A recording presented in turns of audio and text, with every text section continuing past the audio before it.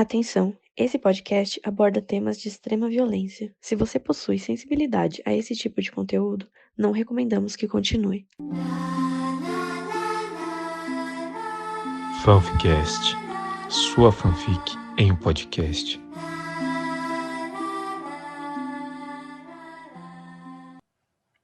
E aí, ouvinte? Meu nome é Beatriz Vieira e esse é mais um episódio do Fanficast.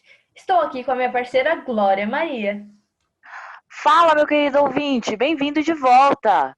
No nosso primeiro episódio, nós discutimos um pouco sobre terrores noturnos, sonambulismo e paralisia do sono.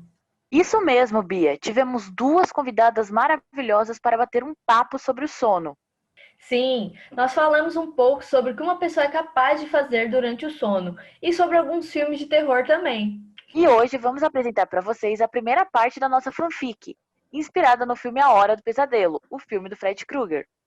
Fique agora com a Fanficast do dia.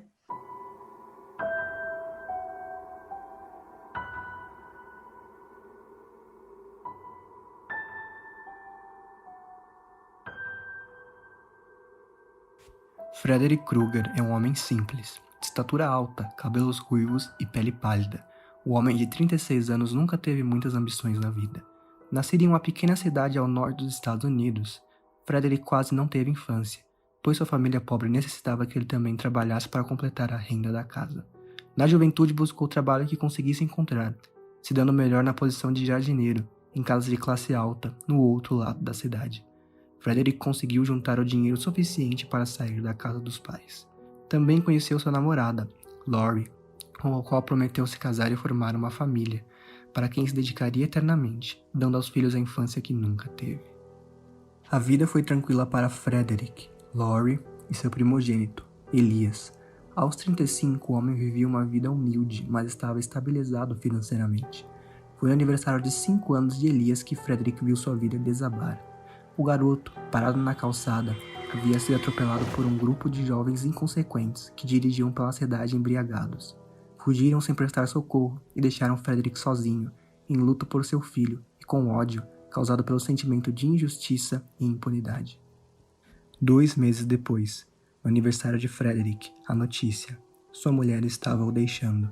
Laurie não suportava ver o rosto do marido, com um semblante tão parecido ao de seu falecido filho, e a dor de viver numa casa que antes fora alegre.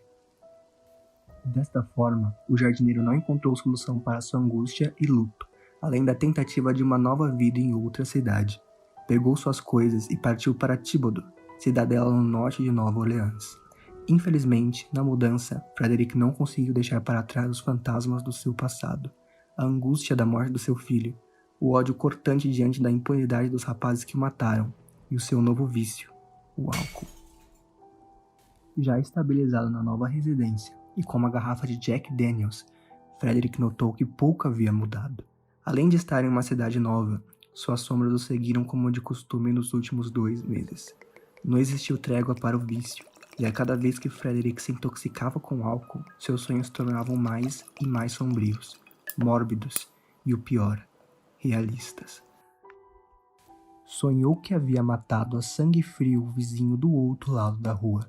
A realidade e crueldade do sonho se tornavam válvulas de escape para Frederick, que descontava seu descontentamento e ódio pelo mundo nesses momentos inconscientes.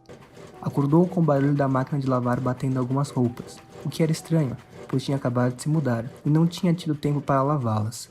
Despertou também com luzes azuis e vermelhas vindo da casa do tal vizinho. A polícia? Pensou, questionando o que poderia ter ocorrido. Naquela tarde, ao ligar a televisão, reconheceu no noticiário aquele mesmo vizinho com quem havia sonhado. O homem havia sido morto enquanto dormia, de maneira cruel, esfaqueado, sem chances de reação. Frederick achou curiosa a coincidência, mas fez pouco caso. Chamou de premonição o sonho que havia tido e seguiu com seu dia. Dormiu, desta vez, sem a ajuda do álcool e acordou, sem coincidências na televisão. O que o jardineiro não havia notado, por estar desatento ou simplesmente negando a realidade, é que, quando Frederick bebia, alguém da cidade era assassinado a sangue frio. Mais que uma coincidência, um padrão que se repetia. Porém, o homem não se lembrava de nada, além de sonhos realistas e roupas, às vezes, sujas de sangue. que argumentava para si mesmo uma ideia que o inocentasse, por hora girando na máquina de lavar. Era ele, o grande carrasco da cidade, cometendo crimes que nunca planejou e nem mesmo sabia que cometia. O jardineiro estava sofrendo um caso grave de terrores noturnos e sonambulismo. Em noite de bebedeira, Frederick já não controlava mais seu próprio corpo. O homem em seu inconsciente se entregava ao ódio e massacrava aquele que tivesse a infelicidade de cruzar sua mente no momento de descontrole. Assim, seguiram meses, a cidade em pânico, a polícia sucateada, sem verba para controlar uma investigação decente e Frederick impressionado com tantas coincidências e convencido de que tinha poderes de clarividência. Sua última noite de assassinatos ocorreu simultaneamente com a sua pior noite de bebedeira. 1 ano após a morte de Elias, Frederick havia entrado em outra casa, sonâmbulo, pronto para cometer um crime, mas, dessa vez, uma mãe solteira e seu filho, de 6 anos. Quando avistou, o pequeno menino fez voltar à consciência plena e perceber a atrocidade que tentava cometer. Tomado pela angústia e desolação de perceber que o monstro da cidade era ele, o jardineiro não se aguentou e correu. Fugiu como se não houvesse outro dia, em completo choque por suas ações. Deixou uma carta aos moradores da cidade e nunca mais foi visto.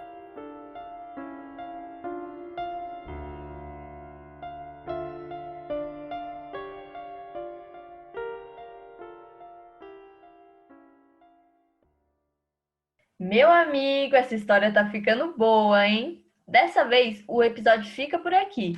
A gente agradece mais uma vez sua presença e te espera no próximo. É isso aí, Bia. E pro nosso fanfiqueiro, não deixe de ouvir o próximo episódio para descobrir tudo o que vai rolar com o nosso Fred Krueger.